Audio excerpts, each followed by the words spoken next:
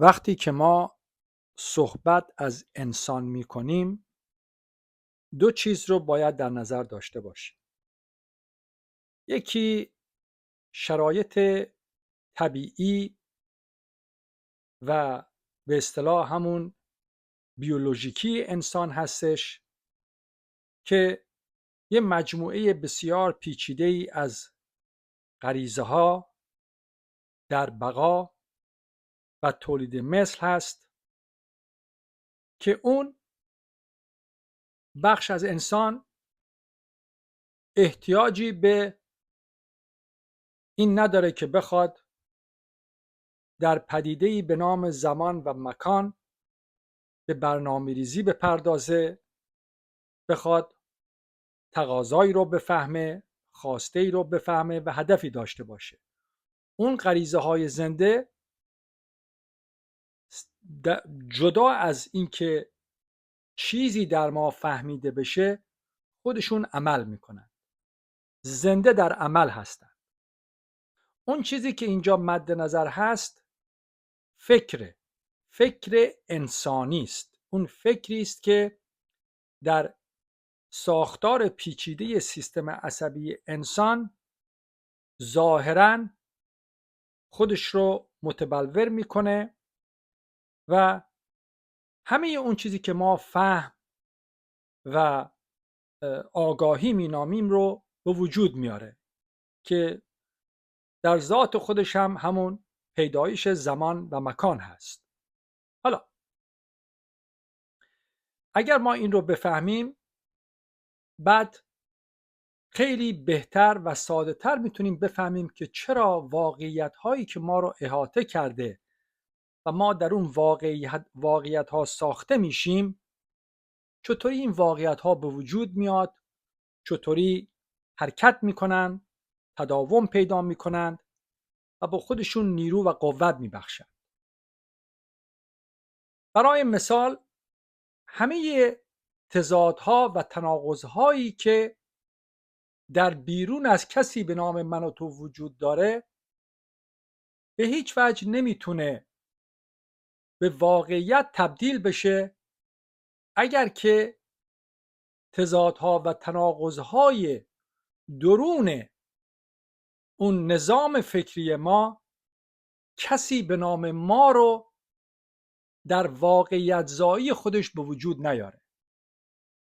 برای اینکه ما بفهمیم که کسی هستیم، برای اینکه من و تو بفهمیم که کسی هستیم و این فهم و این دانستن به وجود بیاد، ما هیچ چاره‌ای نداریم جز اینکه در تضادهای درونی، در تناقضهای درونی همواره به خودسازی اون کس مجبور باشیم. یعنی این اجبار وجود داره. برای اینکه بتونیم خودمون رو بفهمیم باید همواره در تناقضها و تضادهایی حرکت بکنیم که ماهیت طبیعی اون تضادها و تناقضها کسی به نام من و تو رو در فهم خودمون به وجود میاره. پس تمامی تضادها و تناقضهای بیرون از کسی به نام من و تو هیچ چیزی جز انعکاس این تضادها و تناقضهای درون نیست. وقتی ما صحبت از این مسئله میکنیم این نیست که ما حالا بخوایم راه حلی ارائه بدیم که حالا ما چطور میتونیم یا چگونه میتونیم از تضادها و تناقضهای درونی خودمون آزاد بشیم، رها بشیم که در بیرون از ما هم دیگه تضاد و تناقضی وجود نداشته باشه. اصلا این غیر ممکن هستش. چرا غیر ممکن هستش؟ برای اینکه همونطور که اول گفتم، برای اینکه کسی به نام من و تو به وجود بیاد، داشتن تضادها و تناقضهای درونی در سیستم عصبی ما، در سیستم فکری ما امری است اجتناب ناپذیر. پس این تقصیر من و تو در آنچه که هستیم نیست. این همینی که ما هستیم. این شما همونی هستی که هستی، منم همونی هستم که هستم. کسی که مجبوره در این تضادها و تناقضهای درونی به فهم و دانستن کسی به نام خودش برسه.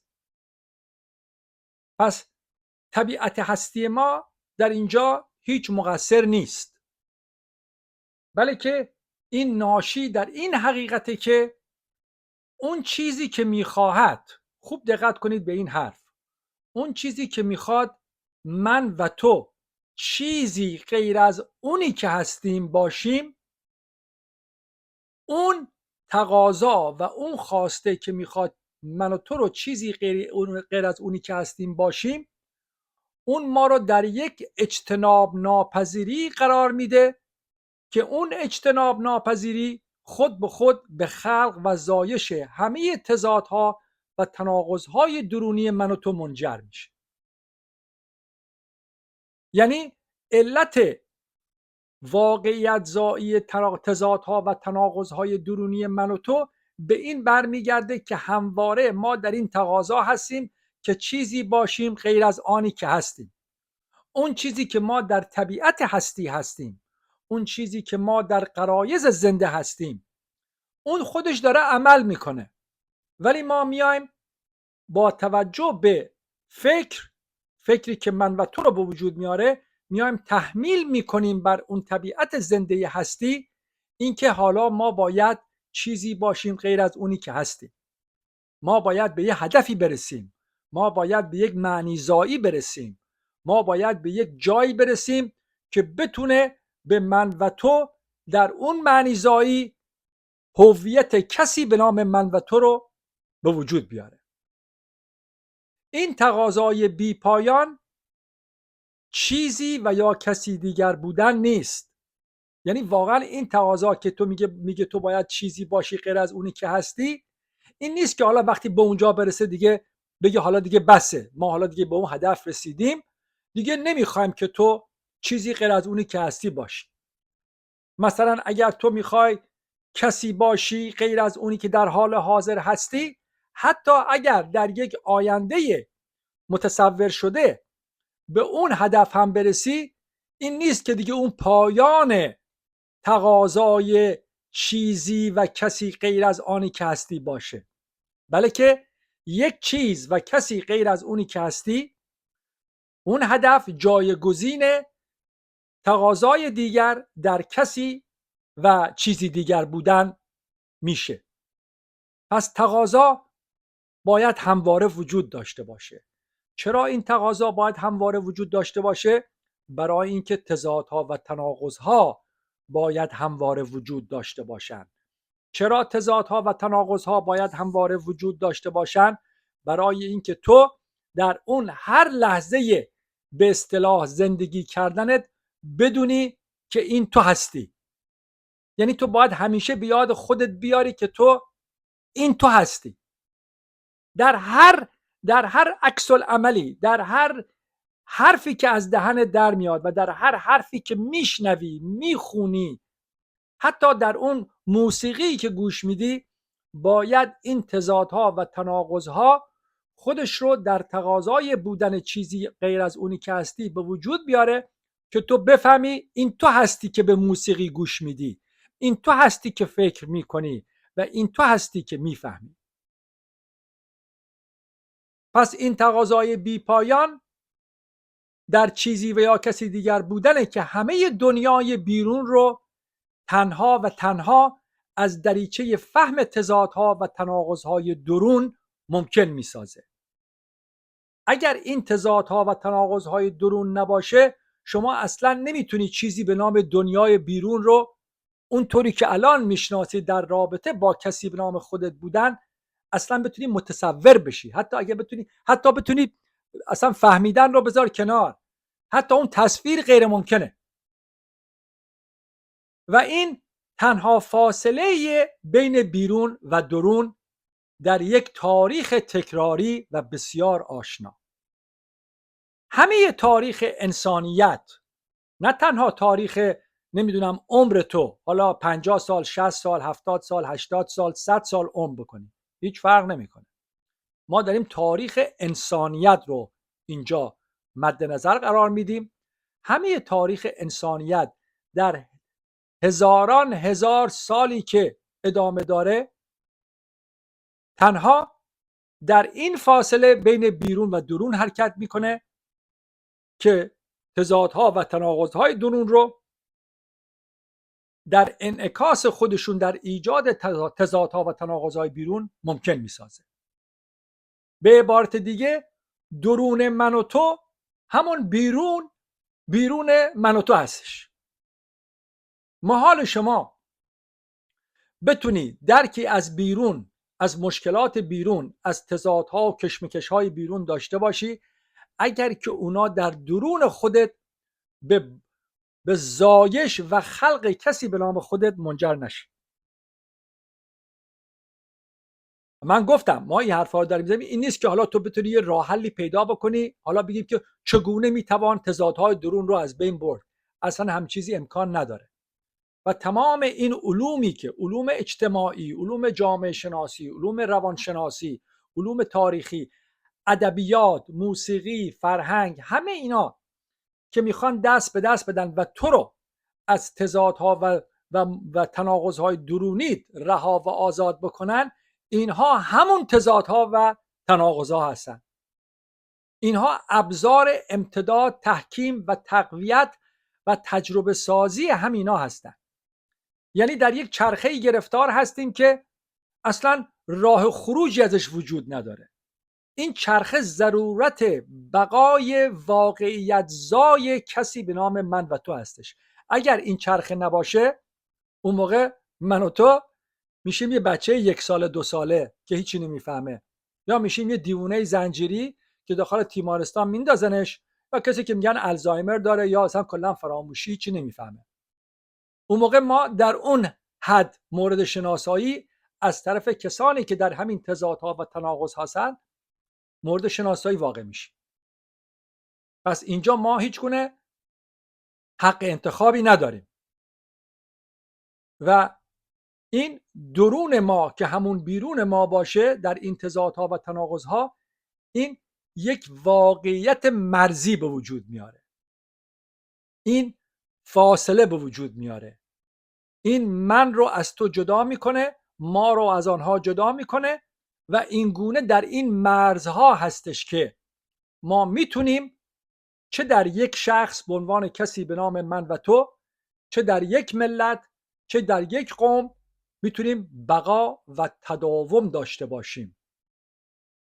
و حقیقتا این اسارت همیشگی ما در خواستن بودن چیزی غیر از اونی که هستیم بسیار اجتناب ناپذیر، بسیار ملزوم و اجباری هستش. ما بهش محتاجیم، مثل کسی که معتاده نمیتونه از اعتیادش دست برداره. حتی ما نمیدونیم که معتادیم، حتی ما نمیدونیم که در این چرخه گرفتار هستیم. ما فکر میکنیم که این ما هستیم که دنیا رو میسازیم، این ما هستیم که فکر میکنیم. نه، این ما نیستیم. این فکر ناشی از پروسه سیستم عصبی ماست که همه این چیزها رو به وجود میاره و این یه ضرورته. این پیدایش زمان و مکان در سیستم فکری ما یک ضرورت در بقای ما در همین واقعیت کسی بودنه. حالا اگر یک کسی در یک اتفاقی از این چرخه خارج بشه، از این چرخه به بیرون پرتاب بشه، نه که بخواد از این چرخه خارج بشه، هیچ کس در خواستن نمیتونه از چرخه تضادها و تناقضها خارج بشه، برای که یک اتفاق میتونه اون موجود زنده به نام کسی به نام من و تو رو از این چرخه به بیرون پرتاب بکنه.